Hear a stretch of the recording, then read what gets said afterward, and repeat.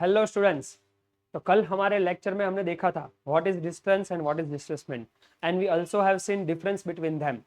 Now, in JNET portion and in foundation syllabus, there are one topic called distance and displacement in circular motion. Most IMP question उन बच्चों के लिए जो बच्चे अभी से स्टैंडर्ड 9 से ही फाउंडेशन कोर्स की शुरुआत कर रहे हैं या फिर स्टैंडर्ड 11 में जो बच्चे अभी भी पढ़ रहे हैं और जिनका फाउंडेशन थोड़ा सा कमजोर रह गया था, तो उनके लिए ये वीडियो बहुत ही हेल्पफुल रहेगा. इसमें हम पढ़ेंगे distance and displacement in circular motion. तो distance and displacement circular motion में हम कैसे कैलकुलेट करते हैं और क्या क्या हमको पढ़ना है. तो सबसे पहले हम सर्कुलर मोशन क्या होते हैं वही देखते हैं. If I have a one circle of radius R, I have one circle of radius r and one person is starts moving from point A and going to B, C, D and again at A. अगर कोई आप ऐसे भी समझ सकते हो athlete है और यहाँ पर हमारे पास सर्कुलर शेप का एक रनिंग ट्रैक है, तो एथलीट अगर ए पॉइंट से दौड़ना शुरू करता है और बी सी डी से लेकर वापस ए तक आता है, फिर से दूसरा चक्कर, फिर से तीसरा चक्कर, ऐसे चक्कर वो काटता रहता है, तो इस मोशन को हम बोलेंगे सर्कुलर मोशन. तो इस चीज में डिस्टेंस एंड डिस्प्लेसमेंट क्या होता है वो आपको कैलकुलेट करना आना चाहिए. जेईई नीट में बहुत बार ऑलरेडी पूछा गया क्वेश्चन है. तो distance and displacement both measures the length of the path between two points but they are quite different from one another. अगर डिस्टेंस एंड डिस्प्लेसमेंट में क्या क्या डिफरेंस है अगर वो आपको मालूम नहीं है तो आप हमारा आगे का लेक्चर देख सकते हो, जिसकी लिंक मैं आपको डिस्क्रिप्शन में दे दूंगा. तो अगर हम क्लियरली देखना चाहे distance and displacement between point A and B, चलिए शुरू करते हैं पहले पॉइंट से. यहां पर मेरे पास है point A and point B. If one person starts moving, अगर ए से मोशन शुरू होती है और होते होते होते होते वो पर्सन बी तक आ जाता है, तो इस केस में डिस्टेंस क्या होगा और डिस्प्लेसमेंट क्या होगा. तो लास्ट वाला लेक्चर आपने अगर नहीं देखा है तो फिर से एक बार आप देख लीजिए. इसके लिए आपको डिस्टेंस एंड डिस्प्लेसमेंट की पूरी बेसिक समझ होनी चाहिए. तो वो आपकी बेसिक अंडरस्टैंडिंग क्लियर है तो ये वीडियो आपको एकदम इजी लगेगा. तो अगर ए पॉइंट से ऑब्जेक्ट मूव होता है और बी पॉइंट पर आ जाता है, तो डिस्टेंस मतलब होता है पाथ लेंथ. तो बंदा जो पाथ कवर करेगा वो तो सर्कुलर पाथ में ही करेगा ना. तो ये हो जाएगी आपकी ए से बी तक की आर्क. तो यहां तक कि अगर आप आर्क लेंथ भी फाइंड कर लेते हो तब भी हो जाएगा. तो आर्क लेंथ हम कैसे फाइंड करेंगे.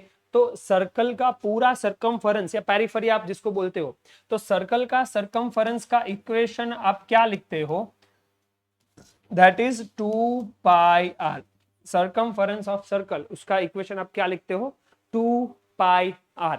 तो अगर ए से लेके बी तक, अगर ध्यान से समझिए, ए से लेके बी तक, सी डी वापस ए, तो पूरा सर्कल का हमने कितने पॉइंट लिया है, मेजरली 4 पॉइंट, जिसमें ये हमने जो लिया है 90 डिग्री एंगल लिया है. उसका मतलब ऑब्जेक्ट जो डिस्टेंस कवर कर रहा है उसका पूरे सर्कल का 1/4 डिस्टेंस उसने कवर किया है. पूरे सर्कल का 1/4 डिस्टेंस. तो मैं अगर यहाँ पर डिस्टेंस फाइंड करना चाहूँ तो मैं यहाँ पर क्या लिख दूंगा, distance equals to 2 pi R upon 4. तो मेरा आंसर आएगा पाई आर बाई 2. ये मेरा डिस्टेंस हो जाएगा. और अगर मैं डिस्प्लेसमेंट की बात करूं तो डिस्प्लेसमेंट क्या होता है, तो हमने देखा था shortest distance between two points is called displacement. तो अगर ए से बी तक मुझे आना है, सबसे छोटा सा एकदम छोटा वाला डिस्टेंस कौन सा रहेगा, तो ए से लेके बी वाला, ये स्ट्रेट लाइन वाला. तो अगर मुझे ये स्ट्रेट लाइन की वैल्यू, ये वाली वैल्यू अगर मुझे चाहिए तो मुझे क्या करना पड़ेगा, सोचो, एकदम जनरल इक्वेशन, बेसिक वाला इक्वेशन, यस, पाइथागोरस. तो हम क्या करेंगे, if my this value is R, this value is R, तो मुझे अगर ए बी की वैल्यू चाहिए डिस्प्लेसमेंट के लिए, तो मैं यहां पर क्या लिखूंगा, displacement equals to square root of R square plus R square. तो उसको हम क्या लिख देंगे, रूट 2r. खत्म. R square plus R square बन के यहाँ पर बन जाएगा 2r स्क्वायर, और आर स्क्वायर हम स्क्वायर रूट में से बाहर निकालेंगे तो वो हमें मिल जाएगा r, और 2 अंदर रह जाएगा जिसको हम बोलेंगे रूट 2r या फिर r रूट 2 भी आप बोल सकते हो. क्लियर है यहाँ तक बच्चों. उसके बाद हम देखते हैं distance and displacement between point A and C. हमारा दूसरा केस, अगर ए पॉइंट से ऑब्जेक्ट ने मूव करना शुरू किया और सी पॉइंट तक आ गया, एकदम इजी. हमने आगे क्या देखा था कि जब ऑब्जेक्ट पूरे 4 भाग में से सिर्फ एक ही भाग कवर कर रहा था, हम उसको डिवाइड बाय 4 कर रहे थे. लेकिन यहाँ पर क्या है, ये पहला वाला पोर्शन, दूसरा वाला पोर्शन, ऑब्जेक्ट ने 2 पोर्शन कवर किया ना, और 2 पोर्शन अभी भी बाकी है. तो सर्कल का 180 डिग्री ये जो कवर होता है उसको हम बोलेंगे 180 डिग्री. तो अगर ऑब्जेक्ट 180 डिग्री कवर कर रहा है तो हम क्या लिखेंगे, that distance equals to 2πr/2, 2 cut, यहां पर हम लिखेंगे पाई आर। क्लियर। और नेक्स्ट आता है डिस्प्लेसमेंट। तो डिस्प्लेसमेंट के लिए आपको क्या करना है, डिस्प्लेसमेंट के लिए आपको क्या करना है, ए से सी तक का स्ट्रेट लाइन वाला पाथ। तो वो कैसे आप फाइंड करोगे, ध्यान से देखिए, एकदम इजी है। यहां से इतना डिस्टेंस कितना है, ये आपकी रेडियस आर हो गई, तो ये आर का डबल यानी कि आपका डायामीटर। तो अगर डिस्प्लेसमेंट आपको पूछा जाए तो क्या लिखना है, 2r। क्या लिखना है, 2r। अब यहां तक तो एकदम इजी कॉन्सेप्ट था। अब कॉन्सेप्ट आता है थीटा एंगल वाला। जब भी आपका ऑब्जेक्ट कोई थीटा एंगल पर मूव करेगा तो तब आप उसका डिस्टेंस कैसे फाइंड करोगे। तब आपको क्या करना है, यहां से यहां लेना है। लेट्स सपोज, इसी में हम देख लेते हैं, if object starts from point A coming over here, let's suppose give this point as a point P. तो ए से पी तक अगर ऑब्जेक्ट ने ट्रैवल किया है और थीटा जितना एंगल बनता है, तब डिस्टेंस कितना होगा। तब डिस्टेंस के लिए हम कौन सा फॉर्मूला, टर्म हमको यूज करना है। डायरेक्टली हम लोग टर्म यूज कर देंगे, इसका कोई स्पेसिफिक फॉर्मूला नहीं है, आप अपने हिसाब से भी फॉर्मूला डेवलप कर सकते हो। तो टर्म में हम क्या लिखेंगे, दैट इफ 2π रेडियन, पूरे सर्कल का कितना रेडियन हम बोलेंगे 2π। तो 2π रेडियन के लिए ऑब्जेक्ट का जो डिस्टेंस हुआ है वो हुआ है 2πr। तो थीटा में कितना होगा, क्लियर है। अगर 2π जितना रेडियन में 2πr जितना डिस्टेंस कवर होता है तो थीटा में कितना होगा। तो यहां पर हम डिस्टेंस की फॉर्मूला क्या लिखेंगे, distance equals to theta into 2π/r। तो उसको हम बोलेंगे थीटा इंटू 2πr/2π। यहां से 2π कट और ये बन गया थीटा इंटू आर। और ये हो गया आपकी डिस्टेंस की फॉर्मूला। और इसी फॉर्मूला को आप आर्क लेंथ के फॉर्मूला की मदद से भी याद रख सकते हो।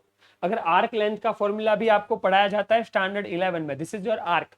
तो arc length equals to theta into radius. Arc length जिसको हम एल से भी रिप्रेजेंट करते हैं। तो आर्क लेंथ का अगर आपको फॉर्मूला लिखना है, arc length L equals to theta into radius, ये फॉर्मूला भी यहीं से डिराइव होता है। तो आप ये भी मेथड कर सकते हो, ये भी आपको जो मेथड इजी लगे वो आप फॉलो कर सकते हो। Next point, object starts moving from point A coming over two point D. तो यहां पर कितना कवर किया, 1 2 3 क्वाड्रेंट हमने कवर किया। और अगर हम रेडियन की बात करें तो कितना रेडियन होगा, ध्यान से देखिए बेटा, ये होता है आपका π/2, फिर ये दूसरा हाफ उसमें भी π/2 एंड ये तीसरा हाफ उसमें भी π/2। तो टोटल कितना एंगल कवर किया। अगर हम एंगल की बात करें तो π/2 कितने टाइम आया, 3 टाइम्स। यहाँ पर 1 टाइम π/2, यहाँ से ऑब्जेक्ट ने मूव करना शुरू किया, यहाँ तक 1 π/2, यहाँ तक दूसरा π/2 और यहाँ तक तीसरा π/2। तो इसके लिए हम लिखेंगे थीटा इक्वल्स टू 3 π/2। तो इसमें हम लास्ट वाली फॉर्मूला हमने जो डिराइव की थी वो लिखते हैं। आर्क लेंथ वाली, arc length L equals to R into theta हमने लिखा था। तो हम रेडियस को लिखेंगे कैपिटल आर, थीटा की वैल्यू लिख देंगे 3π/2। तो आपका फाइनल आंसर आएगा 3πr/2। This is your distance. Displacement कितना होगा, फाइनल पॉइंट और इनिशियल पॉइंट दोनों के बीच वाली जो स्ट्रेट लाइन है वही उसकी वैल्यू आपको फाइंड करनी है। तो final point and initial point दोनों के बीच वाली स्ट्रेट लाइन, अगर मुझे ये वाली वैल्यू अगर मुझे चाहिए, ये वाली, तो मुझे क्या करना पड़ेगा, अगेन पाइथागोरस। अगर ये वैल्यू आपकी आर है और ये आर है तो ये क्या बन जाएगी, यस इजी पीजी, जो हमने आगे ऑलरेडी फाइंड किया है, √2r। Last but not the list, ये वाला पॉइंट में क्या है आपके पास, पॉइंट ए से आपने शुरू किया है और गोल घूम के ऑब्जेक्ट वापस पॉइंट ए पर आता है। ऑब्जेक्ट जहां से शुरू करता है वही पॉइंट पर ऑब्जेक्ट वापस आता है। तो यहां पर डिस्टेंस कितना होगा, अगर आपके ऑब्जेक्ट ने पूरा एक चक्कर कंप्लीट किया है, मतलब सर्कल का पूरा सरकमफेरेंस, जिसको हम लिख देंगे 2πr। और नेक्स्ट आएगा डिस्प्लेसमेंट। तो डिस्प्लेसमेंट कितना होगा, डिस्प्लेसमेंट जिस पॉइंट से शुरू किया गोल घूम के उसी पॉइंट पे वापस, तो पॉइंट ए माइनस ए, तो क्या आ जाएगा 0, खत्म। एकदम इजी वाला कॉन्सेप्ट है, एकदम इजी वाला फॉर्मूला है। इसमें कोई रॉकेट साइंस का आपको यूज कर नहीं करना है, थोड़ा सा मैथमेटिक्स और थोड़ा सा कॉमन सेंस आपको चलाना पड़ेगा। अभी हम पूरे लेक्चर की समरी, पूरे लेक्चर का डेरिवेशन देख लेते हैं। फ्रॉम ए टू बी, अगर ऑब्जेक्ट ए से बी मूव किया था तो उसका डिस्टेंस हमने कितना लिखा था, πr/2। एंड अगर डिस्प्लेसमेंट की अगर हम बात करें तो वो हमने कितना लिखा था, √2r। नेक्स्ट अगर हम पॉइंट ए टू सी की बात करें, पॉइंट ए टू सी, तभी आपका डिस्टेंस कितना आया था, पाई आर। और उसी टाइम पर अगर हम डिस्प्लेसमेंट की बात करें तो कितना आया था यहां से, r प्लस आर, कितना आ गया था, 2r। नेक्स्ट अगर पॉइंट ए टू डी की बात करें, ए से मूव करना शुरू किया, डी तक आ गए तो कितना था, 3π/2r। और उसी केस में अगर हम डिस्प्लेसमेंट की बात करें तो √2r। Last one complete circle, पूरा सर्कल अगर कंप्लीट करते हो तो डिस्टेंस कितना रहता है, 2πr, और डिस्प्लेसमेंट कितना होगा यहाँ पर, 0। तो ऐसे ही मोर कॉन्सेप्ट और मोर फंडामेंटल कॉन्सेप्ट क्लियर करने के लिए हमारी चैनल को लाइक और सब्सक्राइब कीजिए और अपने दोस्तों जो भी शेयर कीजिए। इसके आगे के लेक्चर और पढ़ते रहेंगे और इसके ऊपर से अच्छे अच्छे न्यूमेरिकल्स की प्रैक्टिस भी हम करेंगे। तब तक के लिए all the very best. Video देखिए और प्रैक्टिस करते रहिए।